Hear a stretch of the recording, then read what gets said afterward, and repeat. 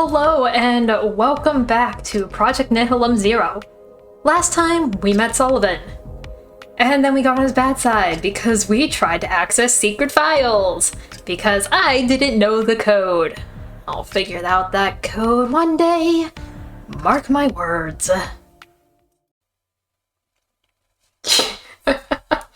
Yeah, that was a thing. Whoops. Okay, anyways. Next one, Workbook. The blindfold is lifted, but instead of bright light, only the dim glow of the small lamps in your cell greets you. Don't do anything stupid. I have already done enough stupid things, and I will do more stupid things. I can promise that. Fine, I guess I'm nodding. I'm not going to tell them that out loud, I guess. You nod briefly, then look after the two uniformed guards as they leave the cell in a hurry. You've been away for a while. How are you doing? Yes. Hi. I was wondering when I'd be able to go back. A small smile plays around Soren's lips. Because I imagine I am not comfortable in whatever the heck environment that was. You know, I hope one day I can actually figure out that goddamn code. I want to know. I want to know what's in there. Ah, missed me, huh? You know what? Yes. Yes, I did. You seem like a nice guy. You grin and roll your eyes as he chuckles softly. You approach your bed with quiet steps and sit down. Soren watches you intently. Tell me, where were you? What did you see? Anything exciting? He sighs and puts his head back. Oh, I'm so bored. Apart from the daily events, nothing exciting happens here. You smile quietly. There was this tired, grumpy guy. Yeah, there was this tired, grumpy guy.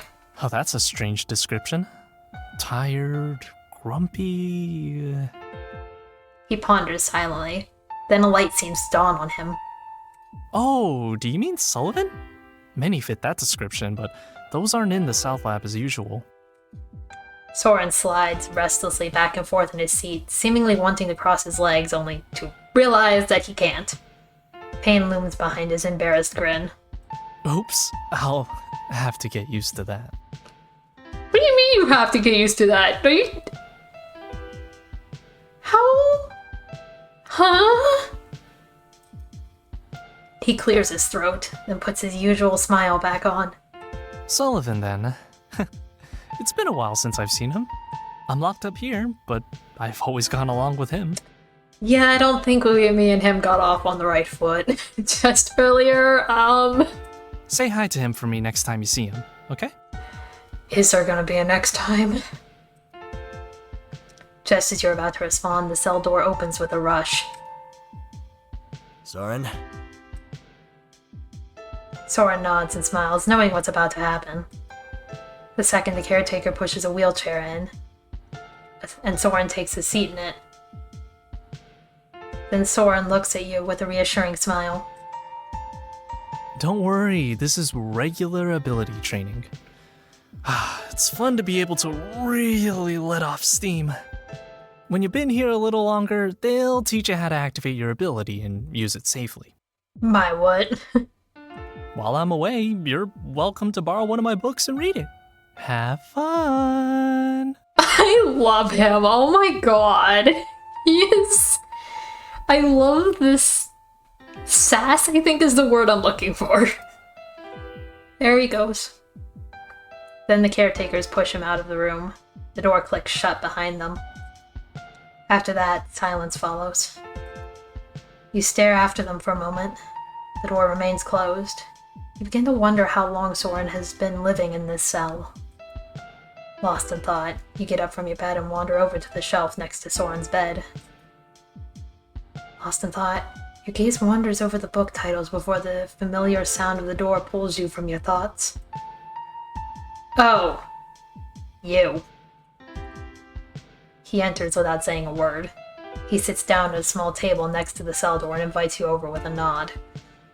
I guess I'm coming over. My name is Asta. Actually, Astaroth. Oh, never mind. He places a clipboard with several pieces of paper on it on the table as he more or less avoids your gaze. You know what? That's also a mood. That's a mood. I've been permanently assigned to you. Oh, yay! I'm imagining that's what Frank Oslok is feeling right now. Like, oh, yay. Why? Astaroth sighs. Many reasons. Would take too long to explain. Then he starts flicking through his documents. So, I've been assigned to you, which means I'm responsible for you. I'm going to give you your medication every day, do little checkups, and make sure you're doing your daily exercises. My exercises? With my ability? Whatever it might be? Because I still don't know if you're right or wrong? No. If you are already able to activate it, you are not allowed to do so outside of the red environment. I don't know if I'm able to activate it. I don't even know what it is. His gaze briefly wanders over to Soren's half of the room. Soren. He's at training right now. He told you about that, didn't he? Yeah, he did. You're not ready yet. By daily tasks, I mean little tests and puzzles. He pulls out a thin booklet from the cluttered clipboard and slides it over to you. Here, this is your exercise book. You will solve at least one puzzle a day under my supervision. Alright, let's get this over with. If you want, you can do more tasks throughout the day. There is no limit. Until you pass out from exhaustion. He hands you a second, equally large booklet and a few pencils. This one is for drawing. Use it whenever you want. Cool!